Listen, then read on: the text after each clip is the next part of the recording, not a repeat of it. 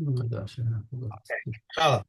Um, we have olive base. If one eats of them as an olive bulk of matzah on Pesach, he has fulfilled his obligation. An olive bulk of chametz he is liable to charet. If one of them became mixed up with other kinds, it is transgression on Pesach. If one vows to abstain from bread and tuba, they are forbidden to him. So says Rav Meir. But the Gekumen say if one vows to abstain from dagan, he is permitted from these only, and they're liable to the challah and masros. These are liable to chulin, but are exempt from Maisa, Lechet, Shecha, Peah, and Color. Hefka. Liable to color. Mm. They are So, liable mm. to challah, but are exempt from Maishras, Lechet, Shecha, Behia, Hefka, Maisa, Rishon, from which his truma had been set aside, Maisa Sheni and Hegdish, which has been redeemed. The remainder of the Omer and produce, which has not reached a third of its growth, if Eliyahu says, produce which has not reached a third of its growth is exempt from challah. These are liable to maishras, but are exempt from challah, rice, millet, poppy seed, sesame, pulse, and less than 5/4 of grain. Sponge cakes, honey cakes, paste balls, pancakes, and meduma are exempt from challah. Okay. Okay. Isa, Tchilasa, Sufganin v'Sof Sufganin. Okay, so we just said in the previous Mishnah that that Sufganin is a basically a fried thing, and and therefore it's not going to be chayiv in challah. But what happens if you started out with your dough making it for bread, and then you decided that sorry, you started out. Yeah, we'll get to that later. So it gives the obvious case at first of if it started out sufganin and ended sufganin, but terminachala. That's kind of just repeating what we've already said. Isa v'sofa sufganin. So it started out as a regular dough, and he decided, you know what, let me take this dough from the bread and turn it into sufganin and fry it and make it nice and make swinjim. Okay. Tchilas sufganin v'sofa isa. Oh, he started out making the dough intending to make sufganin, and said, you know, I actually need some bread. Let me just bake it rather than frying it. In both cases, chayav b'chala. If his intention at some point during the process, at the beginning or at the end of the process, was to make it for bread, then if there's a sufficient quantity, then it needs to have challah taken. V'chena knuv kaos chayavos, and there's a similar thing with knuv kaos. Um, so knuv kaos are asios milech. So they're little. It's like croutons, I think. Mhm. Mafarim otam umvashlim mimenu ma'achal letinokos. So you take it from regular dough and you make a food for babies. Um, so it's kind of a roasted grain that's kneaded with oil. And after you've kneaded it and baked it, you break it into crumbs with your hands, and it's maybe like a matzah meal kind of thing. Nonetheless, it's chayav in challah because it starts out as dough. Okay, now Mishnah Vav Hammeisa. We'll leave the definitions aside for a second, but Meisa, Beis Shammai says does not need challah, and Beis Hillel says is chayiv in challah. Chalita, Beis Shammai says is chayiv, and Beis Hillel says is patur. Now, commentary says that in both of these cases are basically where you scalded the dough. You took the dough and you dropped it in hot water, so it's kind of like a bagel. Right. Okay, and um, and what's this machlokes of Beis Hillel and Beis Shammai? Actually, it's a machlokes Tanaim because the Gemara in Pesachim explains that Meisa and Chalita are actually identical. And what we have over here is two Tanaim in one Mishnah who are arguing about which position Beis Hillel and Beis Shammai took. So this could have gone into one of the places of where Beis Hillel is more machmir than Beis Shammai according to one Tana, but we don't have a name for this Tana who says Right. that Beis Hillel is more machmir, and so it's a machlokes in the Masorah. Um, Chalos toda rakike nazir. So when you've got breads that are being brought for a Torah offering, so there's a lot of bread. You bring 40 different loaves for a Torah, and a Nazir also brings rikikim um, for one of his obligatory offerings. So Mhm. if a person bakes these to take to the Beis Hamikdash, now there's a lot of dough in there. And so if you bake them all at once, then for sure it would be chayav in challah if you're baking it for yourself. But since you're baking it for a korban, you don't take challah off what's going to a korban. Okay, so that it's only bread that's being eaten for your own chulin use. So korban, no challah. So we say asan la'atzmo pater. If he made them for his own personal offering, then there's no chiyuv of challah. However, limkor b'shuk, if he baked them to sell in the shuk, and he's like standing on Har Bayis and saying, "Hey, get your chalos for your toda over here. Get your chalos for your toda over here." He does have to take challah off them. Why? Not for the people who are going to buy it, because they likewise would be pater from challah. But if he doesn't sell it, what's he going to do with it? He's going to take it home and say, well, it looks good, let me eat it. Yeah. Okay, so then it becomes his personal use, and it would be chayav in challah. So he has to take challah from it before he takes it to the shop. Okay. Zayin, nachtom she'asa se'or lechalek. What happens if you have a baker who has been he's making a sourdough, right? So the sourdough, the starter, the seor is basically the starter, and you don't need a lot of it, but it's you need look, according to my recipe, you need about a third of the amount of starter as you need of flour in order to get the thing to rise nicely. I mean, different people will have different recipes. You often see that that the starter is shown in the Mishnah as being significantly less. In terms of the bittul. You need to have a lot less starter to make something into chametz, for example, or to make it into truma. Okay, so if it's so this nachtom was making a starter, and he wanted to break it up and give it to into small things so that each one would not be in a shear of challah. Okay, because this is he's keeping them aside for one day when he's going to bake them into actual dough. So he's just setting them aside into pre-measured portions, which will each individual portion will be less than the required amount, but the total amount of starter that he's making is a lot. And they were saying that's chayav and challah because what is starter? Starter is also just flour and water, and it's also going to be baked into bread. And therefore, this batch of starter that he's making and letting ferment also needs to have challah separated off it in its own proportion. Nashim shen nasnu lenachtom la'asos lehem seor. Okay, so the women gave ingredients to the baker so that he should make the starter for them and give it back to them. Okay, so every one of them just gave him one bag of flour and said, okay, just give us back some starter when it's ready, please. So once they all add everything together, it's certainly going to be enough to require challah. However, since from the outset it's all being divided out among multiple people, im ein b'shel achas mehen kashir, if no one of them has got enough in their portion to require challah, the whole batch is puter min challah. So he's leaving it all in a big pile and fermenting and creating starter.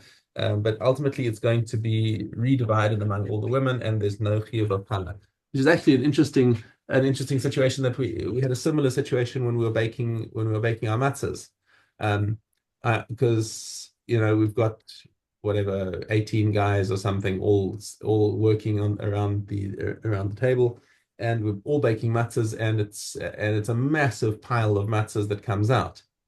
However, it's all going to be divided. We all paid our portion of how much we're going to be taking, and since each of us is only going to be taking one box of matzahs home, one box of matzahs is not enough for challah. So the Rabbi Mashgiach didn't bother taking challah because it was all the chalek. So that's based on this Mishnah. A whole box of matzah is not, it's like usually 10 or 12 pieces, right? 10 to Yeah, 13 pieces. so, It's not enough. Not enough for no, no, challah. no. I mean, actually, when you're baking in a chabura like that, it's like if you get 10 pieces, you've done really, really well. I know. Yeah. Which we Right. we came pretty close. I think we did get like 9 or 10 pieces. I can't remember. There was a time where I used to live where there was a bakery in Massachusetts, I think it was, Hmm. where they made croutons out of bread, but they were specifically for croutons. They wouldn't make any bread that was specific, and you didn't have to. It wasn't a Wasn't multi. coffee. It was a I it's think a. they I think they fry the croutons, don't they? I'm not sure. I'm not sure how that. I don't remember. A long time. I just remember they were very good croutons, and they had different flavors. Garlic and onion and all. They were very good. But I called them and I spoke to them, and with Rose spoke to them. Said, "No, it's Mizonos. It's fine." So Yeah. I guess if you ate enough of them, though, you'd be a different. Well, no, Okay, my if it's fried, you can eat yourself full of it and still ala mechia. right. Okay, it's like My donuts. shady, Dalid. Yeah. Okay. If one Yeah, set aside yes, go on. Right. If one set aside an issue and on account thereof he ate half of it and it went to another place where it was worth a punyan, he may on the account of it eat for another isser. If one set aside a punyan on the account thereof and he ate half of it and went to another place where it was worth one isser, he may on the account of it eat for one another half. If one set aside an issue of Maisa Sheni, he may be on the account of it eat for an 11th part of an isser and 1/100th of an isser. The Shammai said throughout 10, by Basil says in the case of a certain 11, in the case of Demai 10. Hmm.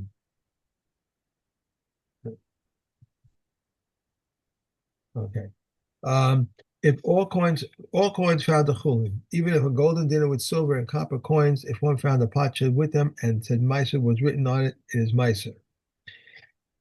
If one found a vessel on which Korban was written, Rabbi Yehuda says if it was of earthenware, it is chulin, but our code counts the korban. And if it was of metal, it is korban, but it counts the chulin. And they said to him, it is not customary for people to put chulin into korban. And we did have the Mishnah where they were using different words for That's the it. That's the next one. right. Hmm. Okay. On to Trumas. sure. Okay. Good. Good, good. All that are pickled together are permitted except with leeks. Leeks of chulin with leeks of truma, vegetables of chulin and leeks of truma are forbidden, but leeks of chulin with vegetables of truma are permitted. Rabbi Yoshi says anything that is stewed with beet is forbidden since it imparts a flavor. Rabbi Shimon says cabbage from irrigated soil with cabbage from rainwatered soil is forbidden because it absorbs. And Rabbi Yehuda says all things cooked together are permitted except with meat. Rabbi Yochanan ben Nori says liver rend is forbidden, but is not rendered forbidden because it excludes but does not absorb. If an egg is cooked with forbidden spices, even if its yolk is forbidden because it absorbs, liquid in which truma has been stewed or pickled is forbidden to non-priest. One may not put fig cake or dried figs into a fish brine because he spoils them, but one may put wine into brine, and one may not perfume oil, but we may make wine into honeyed wine. One may not boil truma wine because it diminishes it, and maybe Hold on, hold on, hold on, hold on, hold on. You're in Aleph straight Aleph. Yeah. I'm sorry, You're already in Perik Yud Aleph. I Yeah. went too far. Yep. Yep. Okay, sorry. That's for tomorrow. I was so anxious. Okay. Okay. And we have the Mai. Okay. Um, if one leases olive trees for oil, just as they share the chulin, they also share the truma. Rabbi Yehuda says if an Israelite leases from a priest or from a Levite olive trees for oil to share half the proceeds, the maestro belongs to the owners. And Shammai says one should not sell one's of the olives except to a chaver. Beis Hillel says also one to tithes. Where the pious among Beis Hillel used to act in accordance with the opinion of Beit Shammai. If two people harvested their vineyards into one wine press and tithes and the other one does not tithe, the one who tithes his, and his part is whatever it is. Okay. And Again. Nagayim. Zion. Two and a succum, one inside the other, are separated by a row of hair. If the row of hair, the row of hair is split into one place, the affected person is tameh. If it's split in two places, it is tahor. How wide must the opening be? 2 hairs wide. But if the row of hairs split to one place the width of a grist, then the Nesachim are tahor. One who had a nesek with blonde hair is confirmed tummy, and what black hair grew in the nesek, the affected person becomes tahor. If the black hair falls out, he remains tahor. Reb Shimon ben Yehuda says in the name of Reb Shimon, any nesek that was once tahor will never be tameh. Reb Shimon says any blonde hair that was once tahor will never again be tameh. A person who had a nesek the size of a grist that would then cover his entire head is tahor, and the head and the beard do not prevent one another from becoming tahor. These are the words of Reb Yehuda. Reb Shimon says they do prevent one another. Reb Shimon says it is a logical argument. The skin of the face and the skin of the body, which have something separating them, prevent one another from becoming tameh, and therefore follows that. The head and the beard, which have nothing separating them, certainly prevent one another from becoming tameh, and the head and the beard do not combine with one another, nor do they spread from one to another. What is the definition of the beard? From the joint of the jaw until the protrusion at the top of the trachea. Avos. Avos. Okay. Hey. 10 miracles performed for our ancestors in the Holy Temple. Aleph. One, no woman ever miscarried because of the fragrant smell of the sacrificial meats. The sacrificial meats never spoil. I think we did this yesterday, unless I went too far. Yeah, you did yesterday. So carry on. Okay. The sacrificial meats never became spoiled. The fly was never seen in the temple butchering area. A seminal charge never occurred up in the Kohen Gadol on Yom Kippur. Rains never extinguished the fires on the altar pyre, and the wind never overcame the column of smoke rising from atop the altar. No cause for disqualification was ever found in the Omer, the Stei Halechem, or the Lechem Department. And they who assembled in the temple would be standing crowded together, yet prostrated themselves in ample space. No snake or scorpion ever harmed anyone in Yerushalayim, and no man ever said to his friend, the space is too restricted for me to stay in Yerushalayim. Okay, these are new now. 10 things were created on the first Sabbath and twilight, and these are the opening of the earth's mouth, the mouth of Miriam's well, the mouth of the donkey, the rainbow, and the manna and the staff, the shamir worm, the script, the reading, and the tablets. And some say also the destructive spirits, Moses' burial place, and the ram of our father Abraham. And some also say the first made man tongues were made with heavenly tongues. 7 things are found in a crude person and 7 in a wise person. A wise person does not speak before someone who is greater than himself in wisdom or in number. He does not interrupt the words of his friend. He does not hasten to answer. He asks relevant questions and answers appropriately. He discusses first things first and last things last. About that which he has not heard, he says, I have not heard, and he conceals the truth. And the opposite is found in a crude person. 7 types of punishment. You're done. Oh, okay. All right. Okay. Um,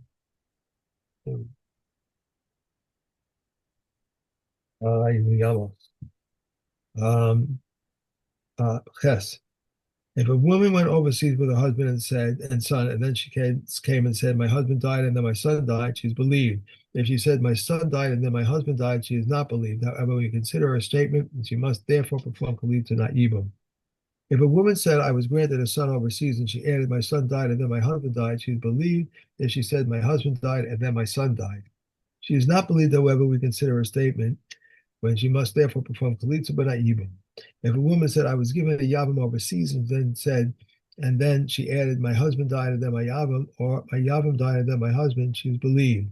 If she and her husband and her Yavam went overseas and she said, my husband died and then my Yavam, or my Yavam died and then my husband, she is not believed, because the woman is not believed to say that her Yavam died so that she may marry, or that her sister died so that he may enter his household, nor a man believed to say that his brother died so he can perform even with his wife, or that his wife died so he may marry her sister.